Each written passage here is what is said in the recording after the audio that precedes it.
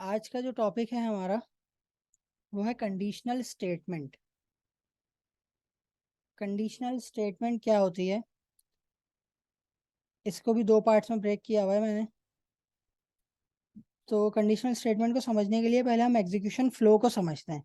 जो हमारा code execute हो रहा होता है वो उसके फ्लो को समझें। अगर हम पहले भी डिस्कस कर चुके हैं इसे, तो होता क्या है कि जब को कंपाइलर जो है ना सीक्वेंशियली चलाता है कोड को ना, एक लाइन चलाएगा, फिर दूसरी लाइन चलाएगा, फिर तीसरी लाइन चलाएगा। अगर कोई फंक्शन कॉल हो रहा होगा तो उस फंक्शन में चला जाएगा, उस फंक्शन की हर लाइन को कंप्लीट करके वापस उस जगह आएगा जहाँ से फंक्शन कॉल हुआ था, फिर उसके बाद उसकी अगली लाइन चलाएगा।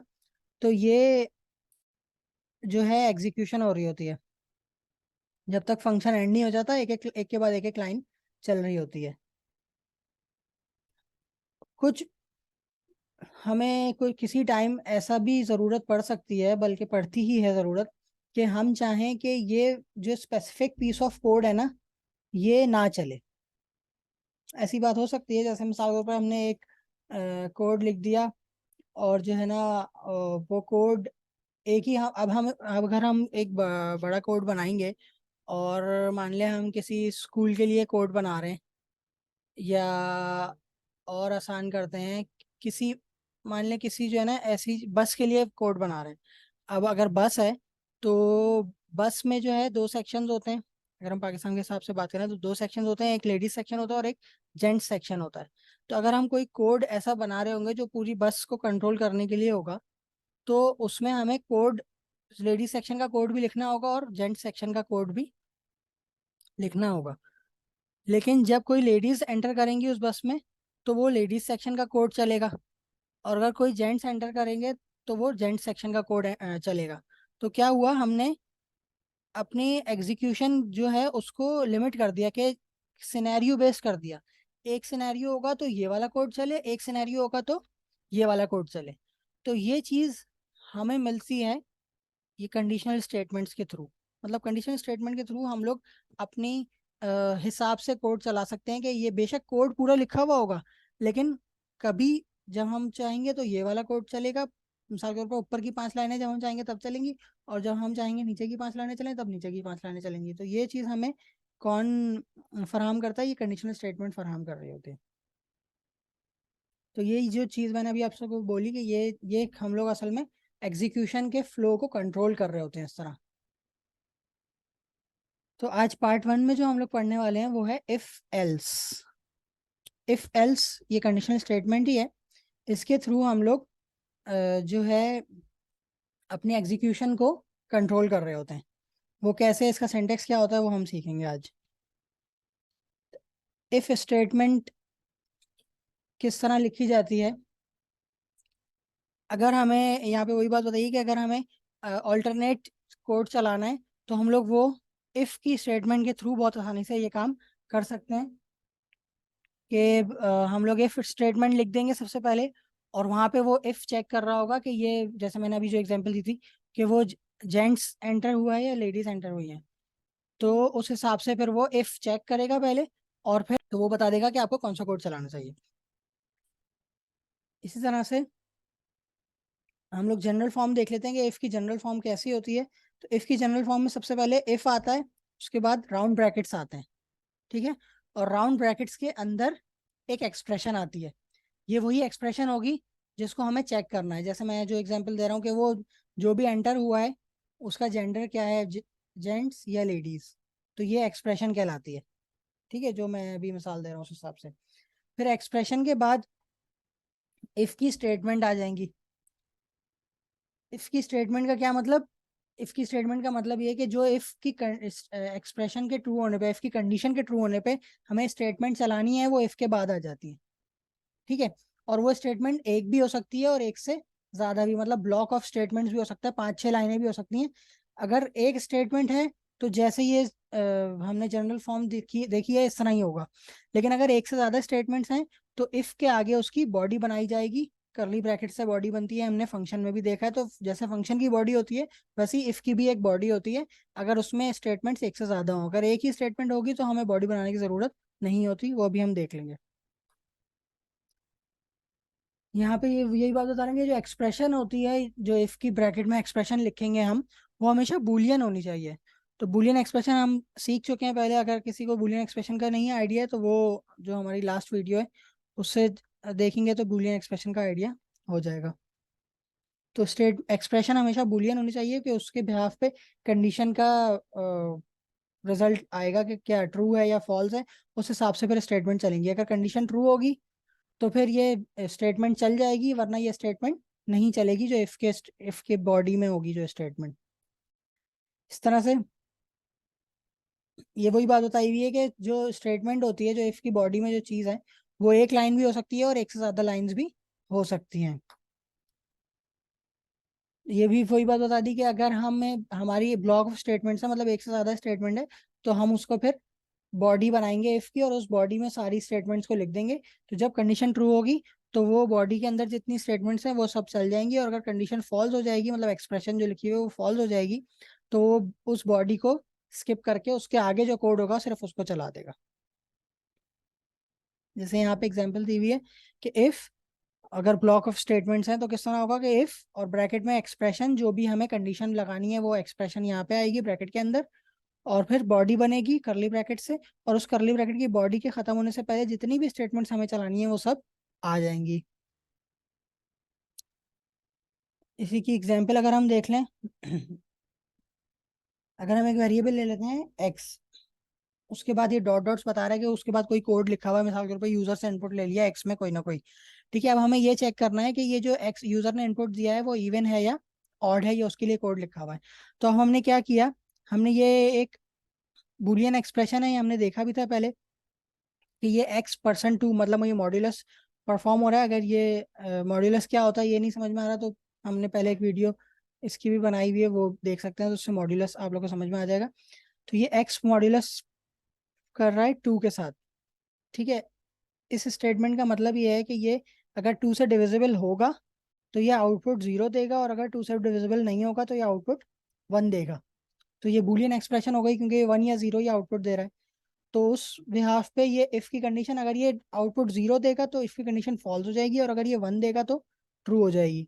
तो मैं जैसे मैंने बताया कि एक्स, अगर एक्स में जो वैल्यू है वो 2 की मल्टीपल होगी, मतलब 2 से डिवाइड होती होगी, तो ये हमें आउटपुट में 0 देगा। तो 0 देगा तो ये लाइन प्रिंट एफ की नहीं चलेगी, क्योंकि ये प्रिंट एफ की लाइन यही है कि ये ऑड नंबर है, और अगर ये ऑड नंबर होगा तो ये इसका रिजल्ट 1 आएगा, तो 1 आएगा तो ये इसकी प्रिंट एफ की लाइन चल जाएगी, और ये फिर प्रिंट कर देगा कि ये नंबर जो आपने एंटर किया है ये ऑड है। ये एक एग्जांपल दी है हमने इसको समझने के लिए कि इफ को किस तरह से चलाया जाता है। इन शॉर्ट, अगर शॉर्ट मतलब अगर मुश्किल लग रहा है तो बस इन शॉर्ट ये समझ लें कि अगर ये जो भी कंडीशन हो, अभी मॉड्यूलस अगर क्लियर नहीं हो रहा था, बस जो भी कंडीशन है अगर उसमें उस कंडीशन का आउटपुट 1 आ रहा होगा तो ये लाइन चलेगी नीचे वाली, और अगर इसका आउटपुट 0 आ रहा होगा तो ये लाइन नहीं चलेगी। इस तरह से एक और एग्जांपल अगर ले लेते हैं, तो एक वेरिएबल है, उसके बाद भी मिसाल के ऊपर कोई कोड नहीं लिखा हुआ, अगर यूजर से कोई इनपुट लिया है, तो यूजर से जब इनपुट लिया तो ये यहाँ पे ये चेक हो रहा है कि ए की वैल्यू क्या है, 0 से छोटी है। अगर ए की वैल्यू 0 से छोटी होगी तो ये जो नीचे लाइंस हैं ये सब चलेंगी, और अगर ए की वैल्यू 0 से छोटी नहीं होगी तो ये जितनी भी लाइंस हैं ये नहीं चलेंगी। ठीक है, ये भी एक बूलियन एक्सप्रेशन है, क्योंकि इसका रिजल्ट या तो 0 होगा या 1। क्योंकि देखें, अगर ए 0 से छोटा होगा मतलब नेगेटिव होगा, तो ये कंडीशन ट्रू हो जाएगी, तो ट्रू हो जाएगी तो अंदर चला जाएगा, और अगर ए पॉजिटिव होगा या 0 होगा, मतलब चाहे 0 भी हो या 0 से बड़ा हो, दोनों कंडीशन में ये कंडीशन फॉल्स हो जाएगी, और ये इसके बॉडी के अंदर नहीं जाएगा, जो इसके नीचे कोड होगा वहां चला जाएगा। इस तरह से कंप्लीट फॉर्म कैसी होती है इसकी, इफ के साथ एल्स, जो असल में टॉपिक का भी नाम है। देखें, इफ अकेला नहीं आता कभी भी, मतलब हमारी अगर कोई सिचुएशन ऐसी है कि वो सिर्फ इफ लिखना चाहे तो लिख सकते हैं, एरर नहीं आएगा। लेकिन अब हमारी जो कंडीशन, जैसे मैंने एग्जांपल जो दी थी आपको, वो क्या थी कि अगर जेंडर मेल है तो ये काम हो, अगर जेंडर फीमेल है तो ये काम हो। मतलब क्या हुआ कि दोनों कोड्स ऑल्टरनेट हो गए ना, तो ये दोनों कोड ऑल्टरनेट होने के लिए लाजमी है हमें इफ और एल्स लिखना जरूरी है। कि अगर इफ और एल्स में क्या होगा, देखें अच्छा, बल्कि इफ और एल्स की मिसाल मैं इस तरह देता हूँ कि ये इस तरह से सिनेरियो ये है कि अगर मेल है तो ये हो, और कुछ भी है तो एल्स में चला जाए। क्योंकि देखिए एल्स में हम कोई कंडीशन चेक नहीं कर रहे, ठीक है।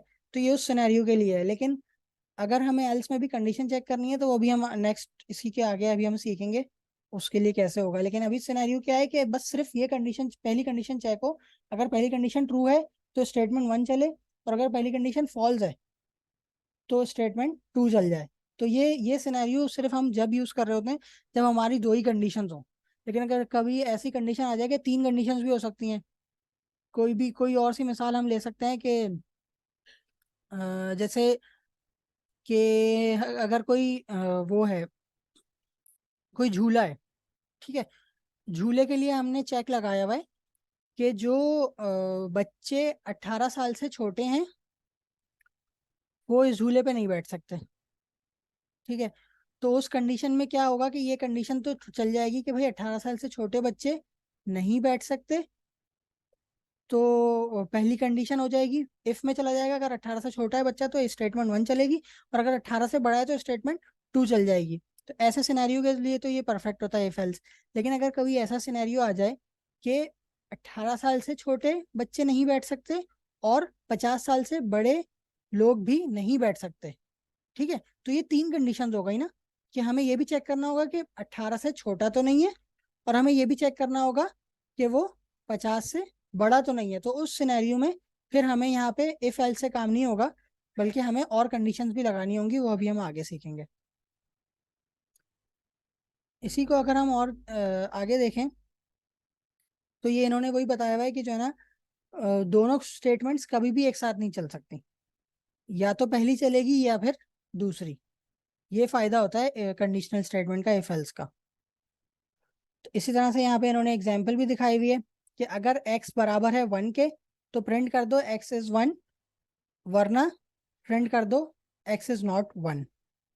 मतलब ये प्रिंट समझाने के लिए किया हुआ है, यहाँ पे स्टेटमेंट में कुछ भी कर सकते हैं ना, कोई भी काम कर सकते हैं जो भी हमें करना हो। तो ये यहाँ पे एग्जाम्पल से क्लियर हो जाएगा कि अगर x की वैल्यू वन है तो ये पहली कंडीशन चलेगी, और अगर वन नहीं है तो दूसरी चलेगी। मतलब ऐसा कभी नहीं हो सकता कि दोनों कंडीशन चल जाएं, चाहे एक्स में जीरो हो, 100 हो, कुछ भी हो, दूसरी ही चलेगी। लेकिन अगर वन है तो बस पहली चल जाएगी, ठीक है। यहाँ पे वो कंडीशन आ गई जो मैंने आप लोगों को बताई थी कि अगर एक दो से ज्यादा कंडीशंस हो हमारी, कि भाई जैसे मिसाल ली थी कि 18 से छोटा है तो ये हो, 50 से बड़ा है तो ये हो, और अगर दोनों कंडीशन नहीं है तो इसका मतलब है एल्स में चला जाएगा, ठीक है। यहाँ पे उसी को अगर एक्स से हम चेक कर रहे हैं, तो पहले हमने ये चेक किया कि एक्स में वन है तो पहले ये प्रिंट हो जाए एक्स इज जीरो। फिर हमने ये भी चेक किया एल्स इफ। देखें ये एल्स इफ होता है जिसमें दो, एक से ज्यादा चीज कंडीशन चेक करनी होती है। ये दो भी हो सकते हैं, दो से ज्यादा भी हो सकते हैं, जितना भी चाहे हम एल्स इफ लगा सकते हैं, इसमें कोई लिमिटेशन नहीं होती। तो इसने क्या चेक किया, पहले चेक किया कि एल्स अगर एक्स में वन है तो ये काम हो जाए। अगर एक्स में वन नहीं है, ठीक है भाई, फिर ये चेक करेगा कि एक्स में जीरो तो नहीं है। अगर एक्स में जीरो है तो ये काम हो जाएगा। और अगर ये दोनों बातें नहीं होंगी, पहली भी नहीं है दूसरी भी नहीं है, तो फिर ये एल्स में जाएगा, ठीक है। और अगर मिसाल के तौर पे अब हम दूसरा सिनेरियो सोचते हैं कि एक्स में वन ही होता, अगर अगर एक्स में वन होता तो क्या करता है, ये पहली कंडीशन में ही जाता है एक्स इज वन, और उसके बाद फिर ये कोई और कंडीशन चेक ही नहीं करता। ये एक बहुत इंपॉर्टेंट बात बोली है मैंने, ये दोबारा रिपीट करता हूँ, ये बिल्कुल जहन में रखिएगा। ये इसमें भी कंफ्यूजन होती है आमतौर पर स्टूडेंट्स को, कि पहली दफा ये अगर पहली कंडीशन ही ट्रू कर दी तो उसके आगे की कंडीशन इसको देखनी ही नहीं है। ये फायदा है इफ कंडीशनल स्टेटमेंट्स का। तो ये टाइम ही नहीं वेस्ट करेगा आगे कंडीशंस देखने के लिए, और नीचे चला जाएगा सारी कंडीशंस के बाद।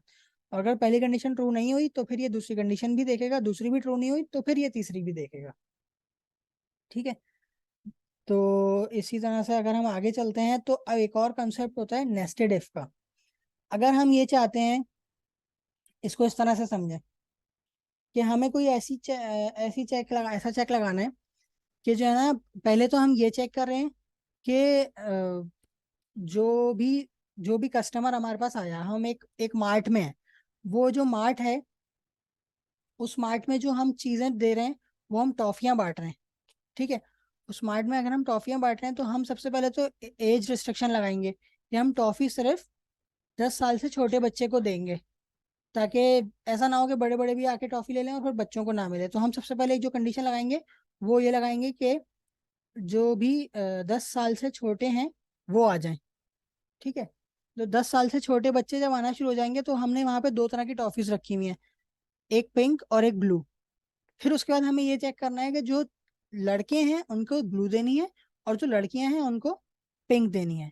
तो उसके लिए फिर हम उस इफ पहले इफ के अंदर, पहले इफ से तो ये पता चला कि सिर्फ बच्चे आएंगे, तो पहले इफ के अंदर सारे बच्चे आ गए। अब उस उन बच्चों में से हमें ये ढूंढना है कि कौन से लड़के हैं और कौन से लड़कियां, तो उसके लिए हमें एक और इफ के अंदर एक और इफ लगाएंगे। इसको कहते हैं नेस्टेड इफ। इसको हम लिखते कैसे हैं वो देखें। जैसे यहाँ पे इन्होंने एग्जाम्पल दी हुई है। पहले उन्होंने एक्स को चेक किया कि एक्स 0 से बड़ा है। ठीक है। तो एक्स अगर 0 से बड़ा है तो उसके बाद फिर ठीक है, फिर ये इफ की बॉडी में आ गया पहली वाली। ठीक है। और उसके बाद उसको चेक करना है कि वाई भी 0 से बड़ा है तो दूसरे इफ में जाएगा, वरना फिर ये पहले वाले मतलब दूसरे इफ के अंदर जो एल्स है उसमें चला जाएगा। ठीक है। इसी तरह से अगर पहली कंडीशन ही ट्रू नहीं होती तो ये एल्स में चला जाता। एल्स में जाके फिर एक और इफ लगा हुआ था उसके अंदर, वो देखता कि वो ट्रू हो रहा है या नहीं। अगर वो भी ट्रू नहीं होता तो फिर उसके भी एल्स में जाता। तो ये चीज कहलाती है नेस्टेड इफ। क्या मतलब हुआ इस नेस्टेड इफ किसे कहते हैं, कि बस इफ है, इफ की बॉडी के अंदर एक और इफ लग गया अगर, तो ये नेस्टेड इफ कहलाता है। तो ये एक के अंदर एक जितने भी चाहें उतने हम लगा सकते हैं, इसमें भी कोई लिमिट नहीं होती। इसी तरह से कुछ ये कंडीशंस भी होती हैं कि हम लोग एक ही इफ की एक्सप्रेशन में एक से ज्यादा कंडीशंस लगा लें। तो उसके कुछ रूल्स होते हैं कि देखें, अगर हमें दो कंडीशंस चेक करनी है कि भाई जैसे अभी मैंने मिसाल दी थी एज लिमिट वाली, कि अगर 18 से बड़ा है और 50 से छोटा है तो आ जाए। तो उसको फिर हम इस तरह भी हैंडल कर सकते हैं कि एक ही एक्सप्रेशन से हैंडल कर रहे हो। जैसे यहाँ पे एग्जांपल दी हुई है कि आई में अगर 1 या 1 से बड़ा है, ठीक है, और 10 या 10 से छोटा। अब यही उसी एग्जाम्पल को इस तरह ले लें, बच्चों के हमें लिमिट चेक करनी है कि 1 से 10 तक के बच्चे हमें चाहिए। तो हमने क्या चेक कराया कि आई में या तो 1 हो या 1 से बड़ा हो, मतलब बच्चे की जो एज है वो 1 हो या 1 से बड़ी हो। तो फिर हम इस इफ के अंदर चले जाएंगे। दूसरी चीज ये भी होनी चाहिए कि वो एज 10 से बड़ी छोटी हो या 10 के बराबर हो बस। ठीक है। तो ये उस सिनेरियो में कंडीशन चल जाएगी। इसका फायदा क्या है, देखें, अगर हम सिर्फ पहली कंडीशन लगा देते, एंड नहीं लगाते, तो क्या होता। पहली कंडीशन का क्या मतलब है, I is greater than in equal to 1, मतलब 1 से बड़ा हो बच्चा। 1 से बड़े तो हम बड़े 20 साल वाले भी 30 साल वाले भी 1 से बड़े हैं, तो उस कंडीशन में वो सबको ही उस अंदर जाने देता। लेकिन यहाँ हमें क्या रिस्ट्रिक्शन लगानी थी कि 1 से छोटों को भी नहीं देना ट्रॉफी, और 10 से, सॉरी हाँ, 1 से छोटों को भी नहीं देना और 10 से बड़ों को भी नहीं देना। तो उसके लिए हमने दो कंडीशंस लगाई, उनके बीच में लगा दिया एंड। क्योंकि एंड का आप लोग को याद होगा, ये कौन सा एंड है, ये बुलियन एंड है, बाइनरी एंड नहीं है, ये बिट वाइज नहीं हो रहा ऑपरेशन, ये बुलियन एंड हो रहा है। तो बुलियन एंड में हमने क्या सीखा था कि वो ये चेक करता है कि पहली कंडीशन भी ट्रू होगी और दूसरी कंडीशन भी ट्रू होगी, तो फिर ये टोटल रिजल्ट इसका ट्रू कहलाएगा। वरना इनमें से कोई एक भी अगर फॉल्स हो गई तो ये 0 हो जाएगा। कैसे, अब इसके फायदा देखते हैं। फायदा ऐसे है कि देखिए, हमने बोला कि भाई हमारा बच्चे, हमारा एक ये बच्चा है, हम उसको ले गए। उस बच्चे की उम्र थी 6 महीने।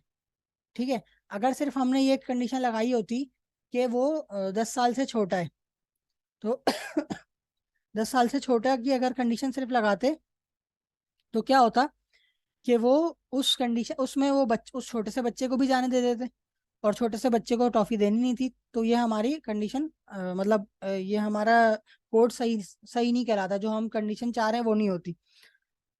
लेकिन अगर हम ये चाहते हैं कि एक से बड़ा भी हो 10 से छोटा भी हो, तो उस कंडीशन में ये दोनों को चेक करेगा, दोनों बातें ट्रू होंगी तो फिर ये इसमें जाने देगा, वरना ये इसमें नहीं जाने देगा। इसी को इस तरह भी लिख सकते हैं कि आप नंबर पहले लिख दें, वेरिएबल बाद में लिख दें, तो भी कोई मसला नहीं है। लेकिन जो आप नहीं लिख सकते वो इस तरह नहीं लिख सकते। ठीक है, या आपने वेरिएबल एक ही लिख दिया और उसमें लेस देन इक्वल टू और वहां पे भी लेस देन इक्वल टू लगा दिया, तो ये नहीं हो सकता है। एंड ऑपरेटर लगाना जरूरी है अगर दो कंडीशंस चेक करनी है तो। ठीक है। तो जो थियोरिटिकल पार्ट था वो आज यही था। इसको थोड़ा सा हम प्रैक्टिकली भी देख लेते हैं, नहीं देख लेते हैं, इसको टाइम बचाते हैं। अच्छा देखें, अगर हम यहाँ पे इस तरह से लेते हैं, ए बी सी भी ले लेते हैं एक, और हम ये कोड बना रहे हैं बाइनरी ऑपरेशन का ही, मिसाल के तौर पर ये कोड है, ठीक है। हम यहाँ पे ये बोलते हैं यूजर से कि प्रिंट एफ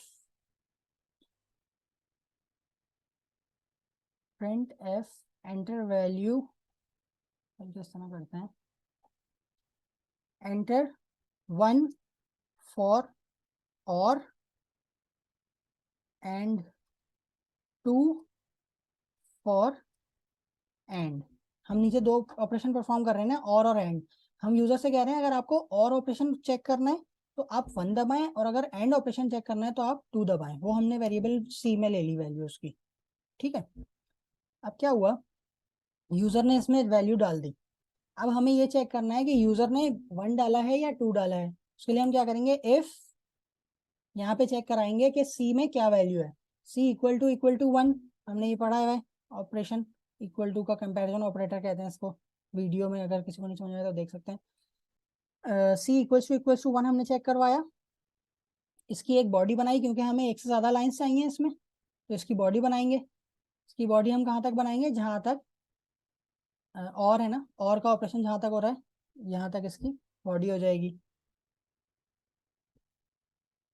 थोड़ा सा आगे कर लें, ठीक है। ये हो गई इसकी बॉडी। और दूसरी कंडीशन क्या है, सिर्फ दो ही कंडीशन है, तो हम यहाँ पे इसको सिर्फ एल्स से भी देख सकते हैं।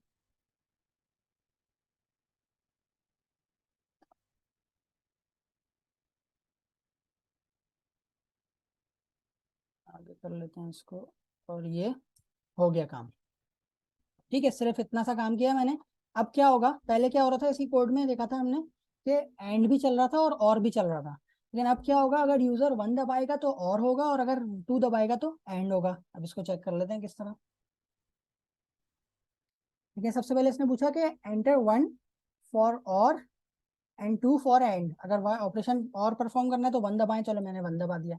अब ये कह रहा है कि देखें, खुद ही इसने पूछा कि और करने के लिए आप वाला वेरिएबल दें, तो मैंने कहा 2। और करने के लिए दूसरा वेरिएबल दें, मैंने कहा 3। कह रहा है 2 और 3 का जब और ऑपरेशन होगा तो 3 रिजल्ट में आ जाएगा, ठीक है। देखें, अब इसने एंड को परफॉर्म नहीं किया।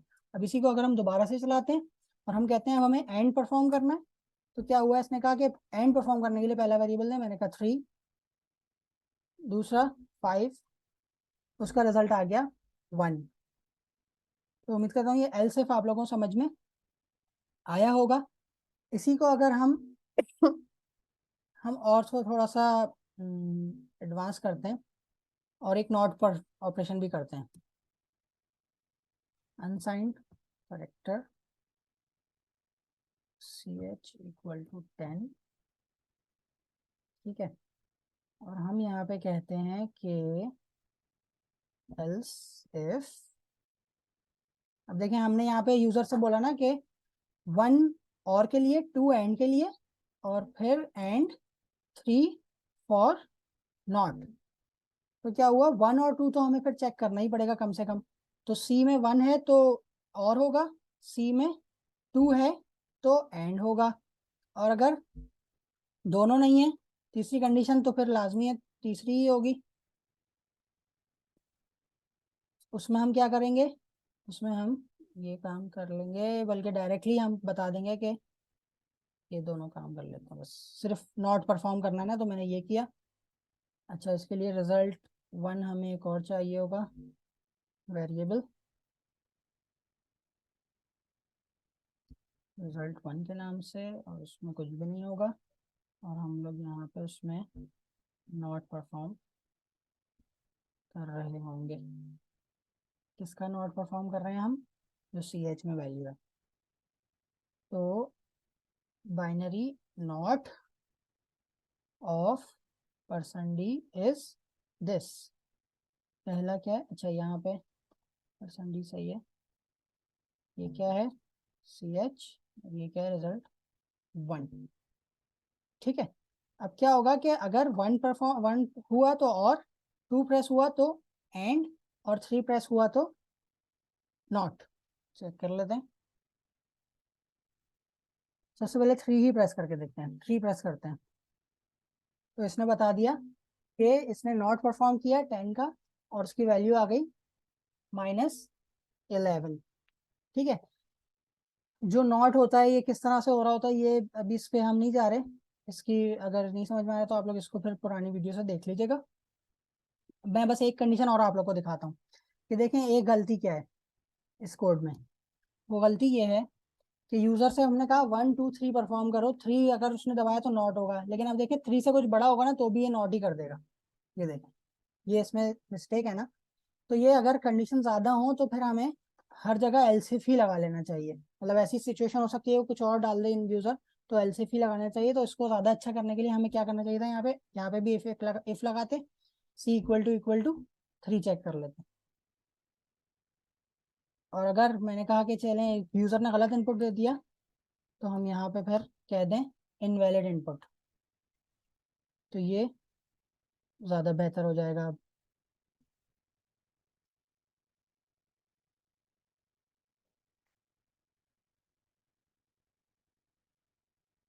ठीक है, अब देखें 4 अगर मैं दबाता हूँ तो इसने नहीं परफॉर्म किया।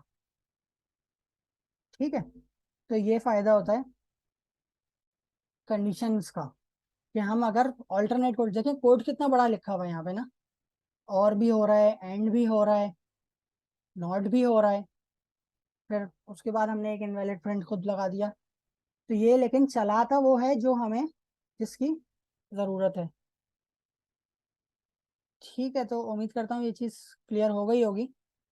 बाकी इसमें नेस्टेड इफ भी लगा सकते हैं कि अगर हमें इफ के अंदर एक और इफ लगाना है, यहाँ पे फिर हम एक और इफ लगाएंगे, उसकी कोई कंडीशन होगी, उसमें से भी अगर हमें कुछ भी कंडीशन हो सकती है तो उसका भी फिर एक बॉडी होगी, उसके अंदर उसका पार्ट होगा, उसका एल्स होगा, तो हम नेस्टेड इफ भी यूज कर सकते हैं।